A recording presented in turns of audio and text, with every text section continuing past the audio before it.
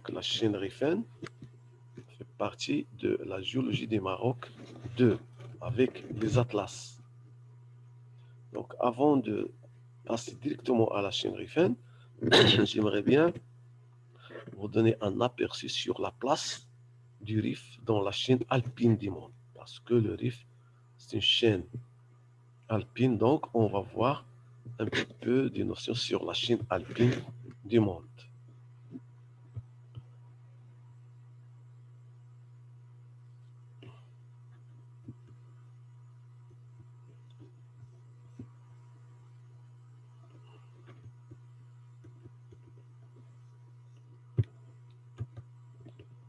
Donc la chaîne alpine du monde, c'est quoi une chaîne alpine? On appelle chaîne alpine les chaînes de montagne formées pendant le cycle orogénique alpin. Donc tout ce qui s'est formé au cours du cycle orogénique alpin prend le nom d'une chaîne alpine. Donc elle s'étend sur l'ensemble des aires secondaires et tertiaires. Donc c'est une orogénèse relativement récente par rapport à l'orogénèse hercynienne, panafricaine, hibernienne. Donc c'est une chaîne relativement récente, c'est le secondaire et le tertiaire, c'est-à-dire les derniers 245 millions d'années de l'histoire du globe terrestre. Donc le cycle alpin succède au cycle hercynien, au Varisque. Bien sûr, après la fin du cycle hercynien au cours du Paléozoïque, juste avec l'arrivée de Mésozoïque, le secondaire, on entre directement dans le cycle alpin. Eh bien, elle a été développée pendant la seconde moitié de l'ère primaire sur environ 200 millions d'années. Ça, c'est le cycle hercynien. Donc, le cycle alpin, c'est sur à peu près 245 millions d'années, contre 200 millions d'années pour le cycle hercynien. Donc, pour la répartition des chaînes alpines, on a en gros deux directions des chaînes alpines. On a une direction est-ouest et une direction nord-sud. La direction est-ouest sont les chaînes qui prennent place à l'emplacement de l'ancien océan, qui est l'océan Téthysien. Et bien sûr, la deuxième direction nord-sud, c'est dans le Pacifique. Donc, les chaînes alpines forment deux ceintures orogéniques, l'une de direction latitudinale est-ouest, c'est la ceinture téthysienne, c'est-à-dire à l'emplacement de la Téthys, développée de la zone Caraïbe à l'Indonésie, donc l'Indonésie et Philippines. Donc c'est une chaîne est-ouest qui commence aux Caraïbes et s'étend jusqu'à l'Indonésie et Philippines. Donc son nom est tiré du vaste océan Téthys, bien sûr. C'est l'emplacement, c'est là où il était la Téthys et au dépend duquel elle s'est formée. Donc c'est la fermeture de la Téthys qui a engendré cette chaîne alpine est-ouest. Donc voilà dans la carte, cette chaîne alpine est-ouest qui s'étend des Caraïbes jusqu'à l'Indonésie et Philippines ici. Donc voilà le Caraïbes, ici Philippines et l'Indonésie. Donc c'est une chaîne d'orientation est-ouest. Donc l'autre chaîne, c'est la chaîne de la direction nord-sud. Là, c'est la direction nord-sud qui prédomine. Elle prend le nom de la ceinture pacifique, parce que se trouve dans le Pacifique. Donc, la ceinture pacifique doit son nom au fait que les chaînes qui la constituent débordent cet océan Pacifique, parce que se trouve dans le Pacifique ici, vous pouvez la voir. Donc, elle borde la partie ouest des Amériques sud et nord. Donc, voilà, elle a une direction à peu près sud-méridienne. Elle borde la partie ouest de l'Amérique du Nord et l'Amérique du Sud. Bien sûr, il se trouve dans l'océan Pacifique. Et ici, à l'est, dans la région du Japon, ici, à l'est, dans ces îles-là, se trouve l'autre partie et toujours le Pacifique, bien sûr. Ici, vous pouvez voir le Japon ici. Ici, c'est bien sûr, c'est l'Amérique du Nord, l'Amérique du Sud. Donc, deux directions, deux chaînes de direction nord-sud. Voilà l'océan Pacifique ici, hein, et qui va jusque-là. Hein. Bien sûr, il tourne de l'autre côté et elle arrive jusqu'au Japon, ici, le Pacifique. Voilà l'océan Pacifique. Elle borde de part et d'autre ces deux chaînes de direction nord-sud. Donc voilà, vous avez une direction est-ouest, est-ouest sur l'emplacement de la Tétis et nord-sud, le Pacifique. Donc la ceinture tétisienne s'est développée entre un ensemble de continents septentrionaux comprenant l'Amérique du Nord et l'Eurasie. Septentrionale, c'est l'Eurasie, les deux s'appellent l'Eurasie, qui sont restés unis jusqu'au début du tertiaire. Donc ces deux continents sont restés liés, soudés entre eux jusqu'à début du tertiaire. Donc voilà l'Amérique du Nord avec l'Eurasie. C'était soudé en une seule plaque et un ensemble de continents méridionaux. Donc maintenant, je suis en train de vous parler des deux plaques, des deux grandes plaques qui limitent la Tétis. Une plaque au nord, formée par l'Amérique du Nord et l'Eurasie, et une plaque au sud, qu'on appelle ensemble des continents méridionaux, comme l'Amérique du Sud, l'Afrique, Madagascar, l'Inde et l'Australie. Tout ça forme ce qu'on appelle le Gondwana, qui, soudés jusqu'à la fin du primaire, sont disjoints au cours du secondaire d'une manière progressive. Bien sûr, on a vu que la dislocation du Gondwana, elle a commencé au Trias. Donc, parce qu'avant, elle était soudée avec l'Amérique et toutes ces plaques-là, l'Amérique, Madagascar, l'Inde et l'Australie. Voilà l'Amérique du Sud, l'Afrique, Madagascar, l'Inde et l'Australie. Toutes ces plaques étaient soudées et leur dislocation a commencé au début du secondaire, c'est-à-dire au Trias. Donc la ceinture tétisienne est actuellement représentée soit par des chaînes de montagne, comme celles qui occupent le pourtour de la Méditerranée. Donc les chaînes qu'on trouve dans les pourtours de la Méditerranée sont liées à la Tétis. C'est-à-dire avant c'était un océan tétisien. Donc qui occupe le pourtour de la Méditerranée ou une grande partie de l'Asie méridionale, soit par des arcs insulaires, comme ces deux extrémités, l'arc caraïbe et l'arc indonésien. Donc, ici, on a des chaînes de montagnes. Par contre, dans les extrémités, ici, dans les Caraïbes et l'Indonésie, ici, on a des arcs insulaires. Ils correspondent, bien sûr, toujours à la chaîne alpine. Voilà. Ici, c'est l'Indonésie. Donc, on va parler un petit peu de cette chaîne alpine tétisienne qui est liée à la Tétis, comment elle s'est formée la Tétis, comment elle a évolué, comment elle s'est fermée après.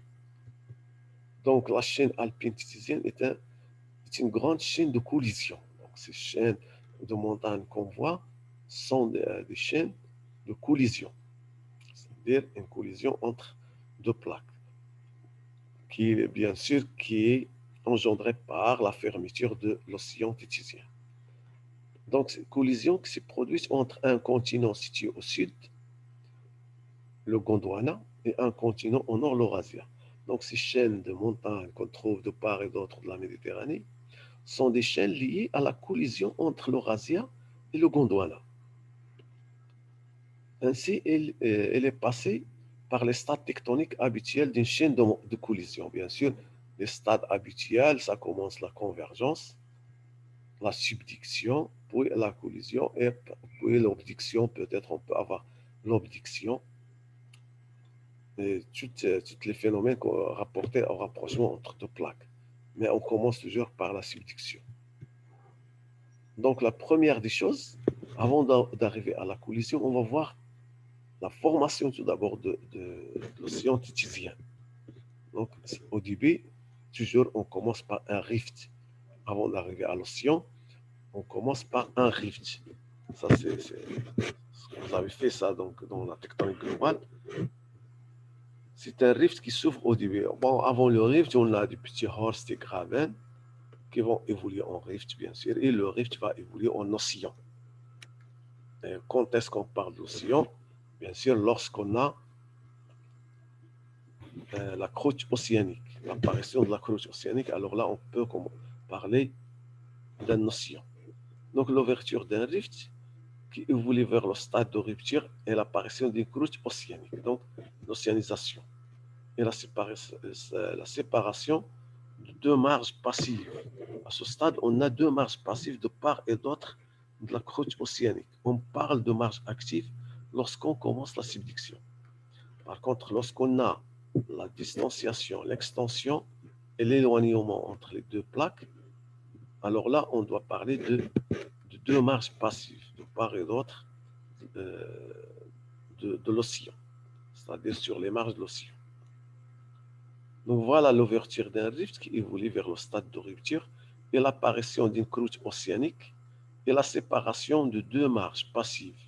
Donc nous avons deux marges passives qui recevront des sédiments océaniques à dominance siliceuse.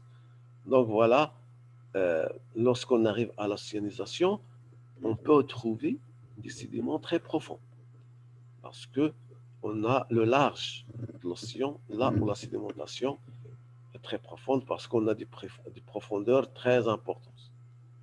Donc voilà la sédimentation à dominance siliceuse, hein, parce que dans les zones très profondes, c'est la sédimentation siliceuse qui domine. Par contre, dans les zones moins profondes, c'est la sédimentation carbonatée, comme les plateformes.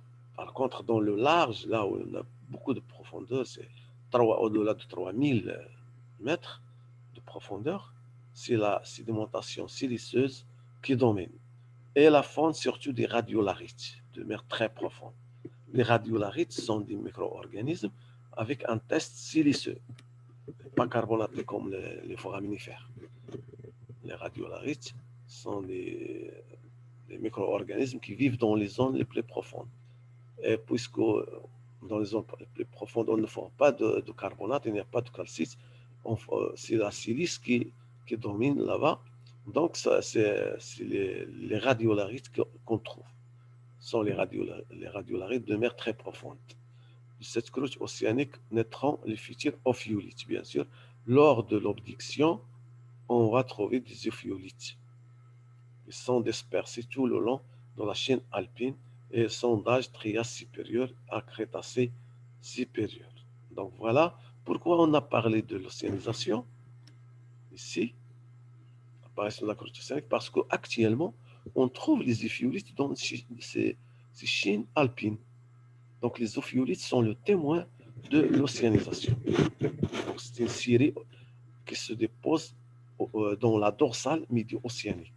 Donc c'est la preuve de l'océanisation. Mais ici, on la trouve entre les sédiments, bien sûr. Actuellement, on la trouve entre les sédiments. Elle s'est mise en place après collision, bien sûr. Mais elles sont le signe de l'océanisation. Chaque fois où vous trouvez les ophiolites, sachez que cet océan, elle a déjà évolué et elle a déjà sa croûte médio-océanique. Donc voilà l'ouverture de la Titis. Ça se fait en ciseaux, c'est-à-dire cette partie, l'ouverture ici est plus importante que ici. Donc ici, la vitesse d'ouverture est beaucoup plus importante qu'ici. Donc, stade de raccourcissement qui au début se manifeste par l'apparition d'un plan ou plusieurs plans de subduction. Donc, une fois on trouve, chaque fois on trouve une subduction, alors le raccourcissement commence. Donc déjà, on a l'apparition d'un plan de subduction, la preuve de raccourcissement, qui passe l'une ou l'autre des marges, qui limitent l'océan et qui prennent la forme de marge active. Donc voilà, on passe d'une marge passive à une marge active maintenant, parce que c'est le raccourcissement et les marges là et là deviennent actives.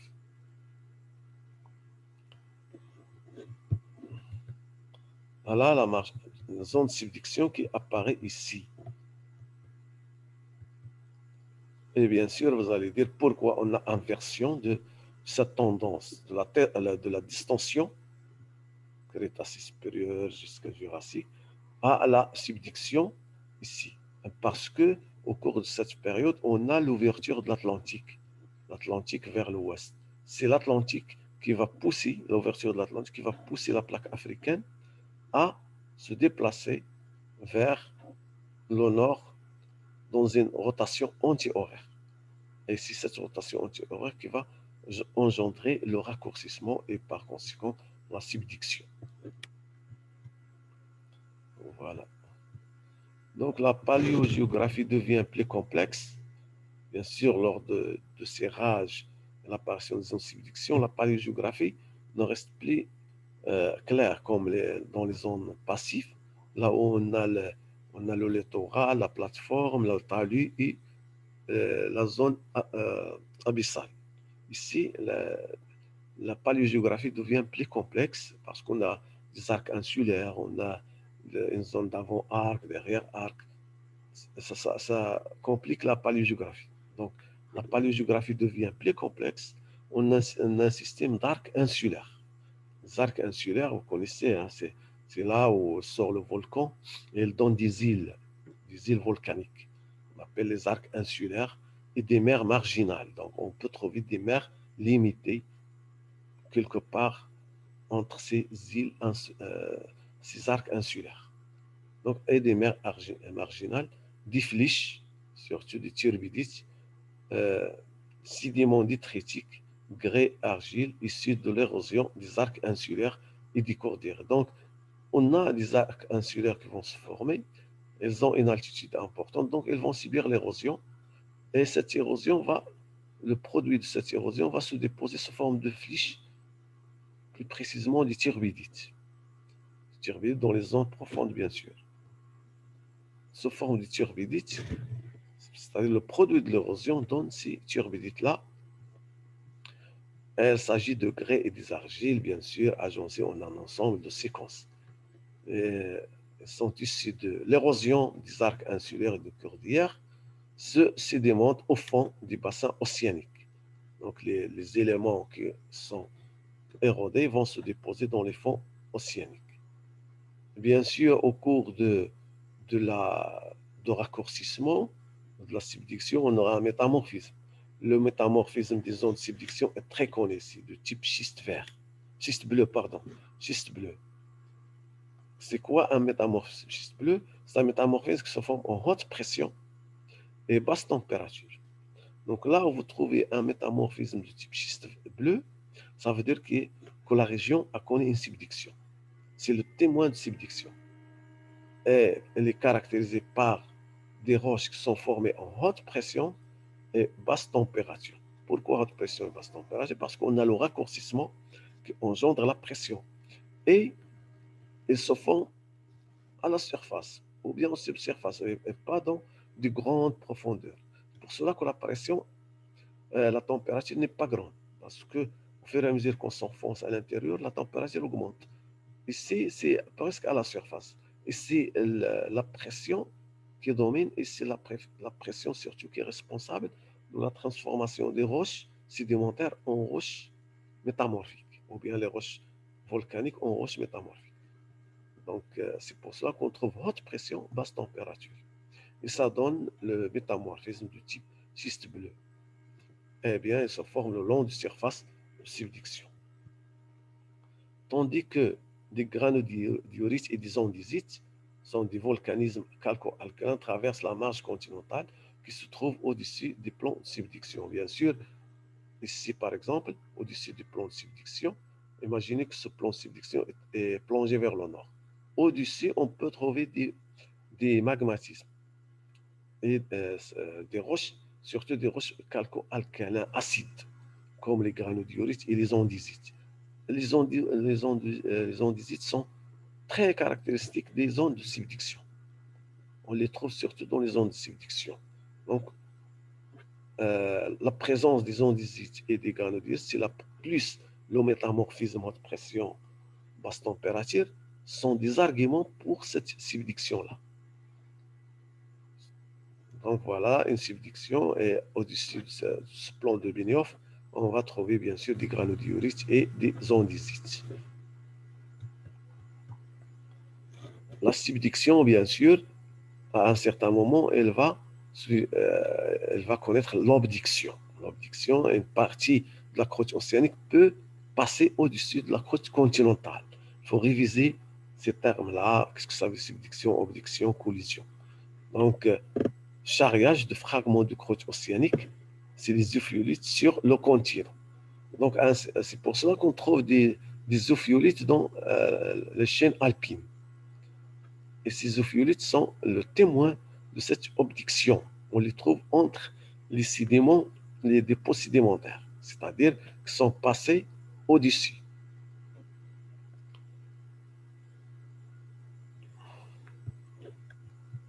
Donc, voilà, la subduction s'achève à des moments divers par la collision. Donc, en fin de compte, on arrive à la collision, soit de l'un des continents avec les arcs insulaires, soit un continent qui se bloque contre un arc insulaire, ou bien il se bloque contre l'autre plaque, de l'autre côté. Donc, on a deux cas ici. Soit il se bloque directement par un arc insulaire qui s'est formé, soit il se bloque contre le continent de l'autre partie. Donc, voilà, de l'autre partie en place. Soit à la fin de la fermeture de la Titis, c'est-à-dire la collision du continent bourdillé.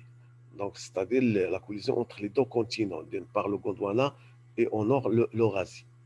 Soit, par exemple, le Gondwana avec un arc insulaire. On a deux cas ici.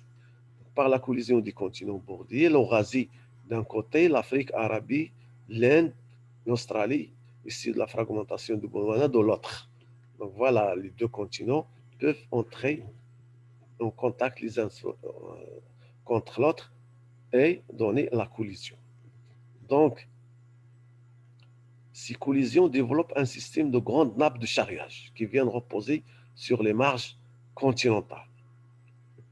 Donc, voilà les nappes de charriage qu'on a vues dans le TP sont liées à cette collision-là. Donc, je vais m'arrêter pour recommencer parce qu'on a déjà dépassé 40 minutes. Et merci. Restez avec moi. Ne quittez pas, s'il vous plaît.